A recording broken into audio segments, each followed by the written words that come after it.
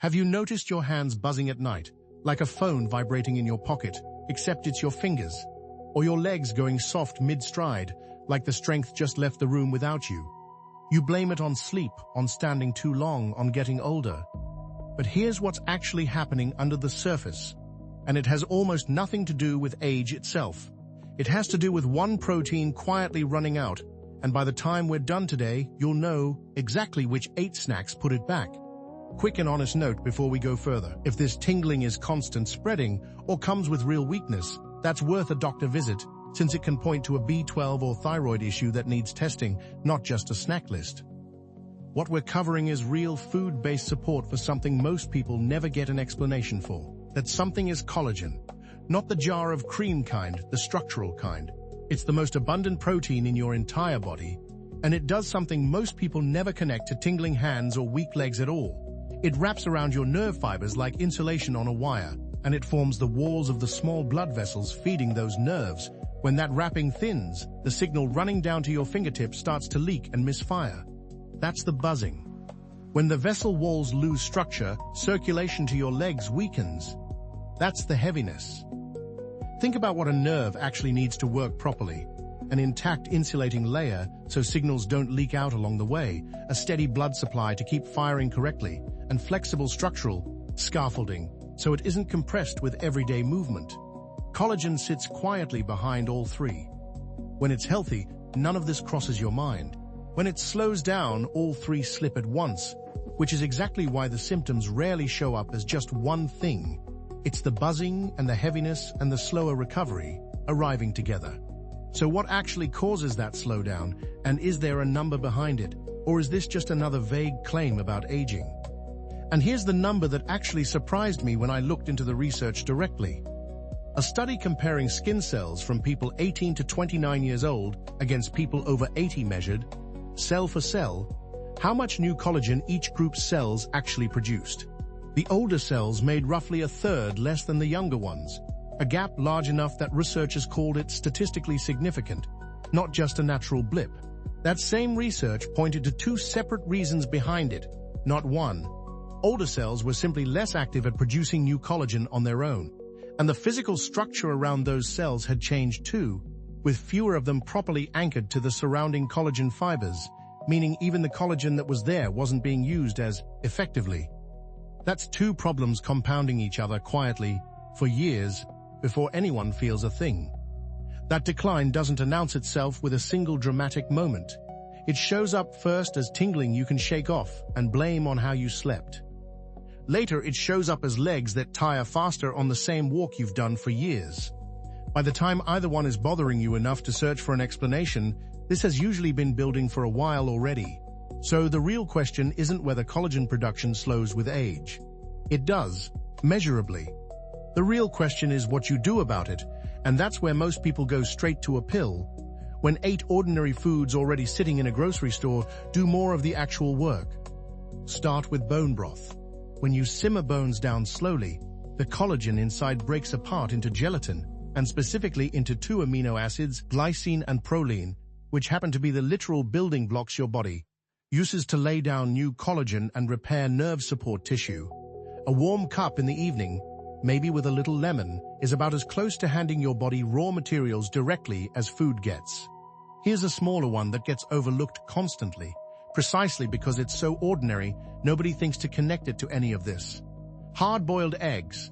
The white hands you proline directly. The yolk hands you sulphur, and sulphur is what your body actually uses to assemble collagen, not just consume the parts. 2 eggs mid-morning, before the day's fatigue sets in, keeps that supply steady rather than dumped in all at once. Stay with me, because the next one connects to something almost nobody puts together with tingling hands specifically.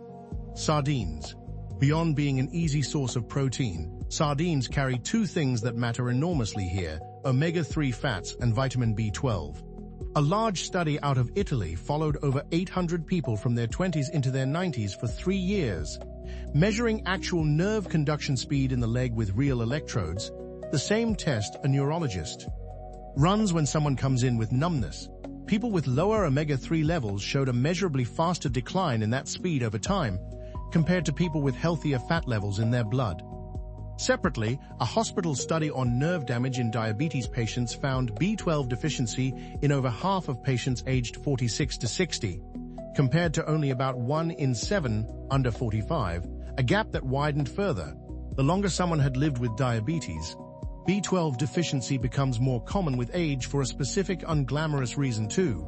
Your stomach produces less of the acid needed to release B12 from food as you get older, even if your diet hasn't changed at all. Sardines happen to sit at the intersection of both of those findings, omega-3s and B12 together, which is a strange coincidence to find sitting in a tin on a grocery shelf. Next, something small enough to keep on your desk: pumpkin seeds. They're loaded with magnesium, zinc, and copper, 3 minerals that don't just support collagen assembly, they support the nerve signal itself. Magnesium, in particular, helps a nerve reset itself electrically after firing, almost like a brake pedal. And without enough of it, nerves become what researchers call hyperexcitable, firing when they shouldn't, and producing exactly that buzzing static sensation with no obvious trigger. Researchers tracking cancer patients on nerve-damaging chemotherapy drugs found that higher magnesium intake was linked to roughly half the rate of tingling and numbness compared to lower intake, measured directly in real patients, not guessed at. Zinc and copper play a quieter role. Both are directly involved in the chemical steps your body uses to assemble and stabilize new collagen fibers, meaning a shortfall in either one doesn't just affect skin or joints, it affects how well the nerve's own support structure gets rebuilt. A small handful in the afternoon is one of the easiest additions on this entire list. Notice something about these first 4. None of them were picked randomly. Each one supplies either the raw amino acids, the minerals needed to assemble them, or the fats that maintain the wrapping around the nerve itself. And we're only halfway through. Kiwi is next, and it might be the most underrated food on this list.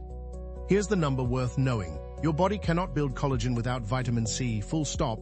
It's a required cofactor in the exact enzyme reaction that stabilizes collagen's structure, not just a helpful vitamin sitting on the side. Without enough vitamin C, the collagen your body attempts to build comes out weaker and less stable. No matter how much protein or how many amino acids you're also getting, which means all the gelatin and eggs in the world underperform without this piece in place.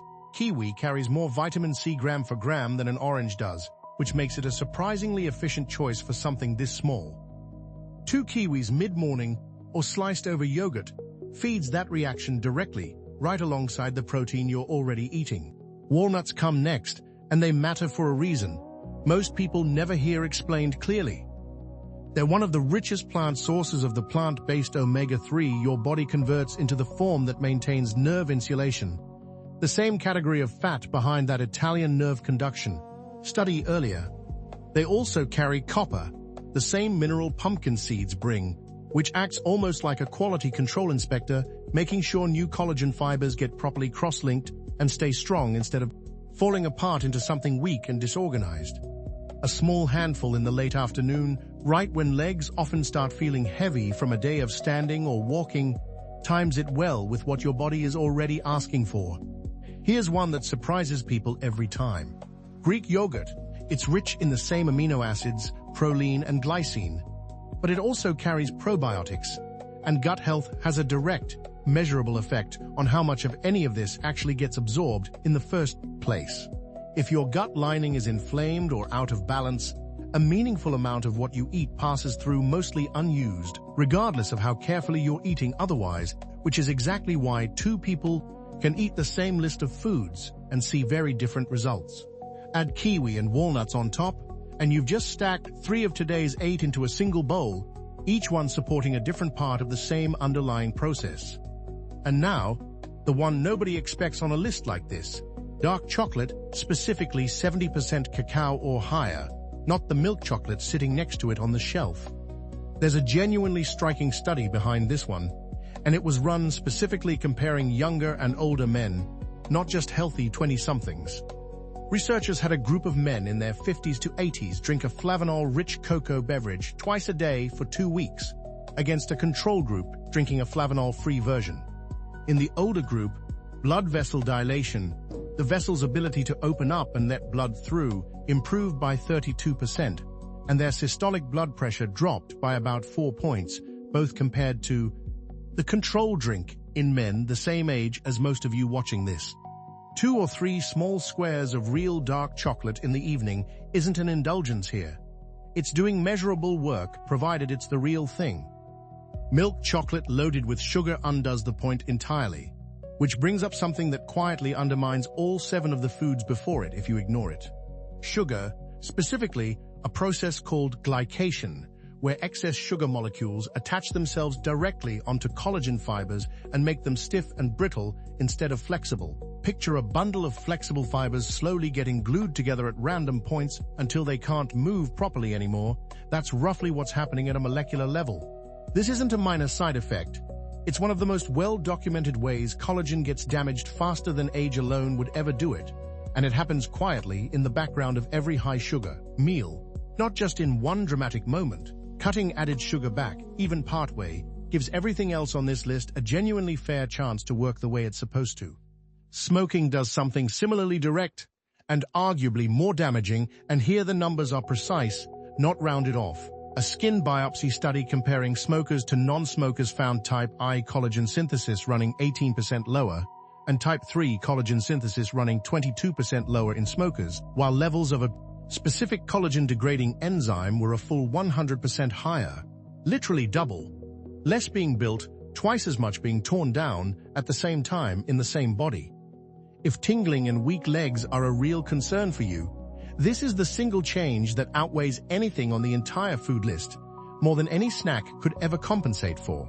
Dehydration is quieter, but just as real and easy to underestimate. Collagen structure depends on adequate hydration to stay pliable and functional, and when you're running consistently low, the connective tissue around the nerves becomes less flexible, and circulation slows down with it, which is exactly the combination that makes both tingling and heaviness worse rather than better, and movement. Not intense exercise, just consistent movement.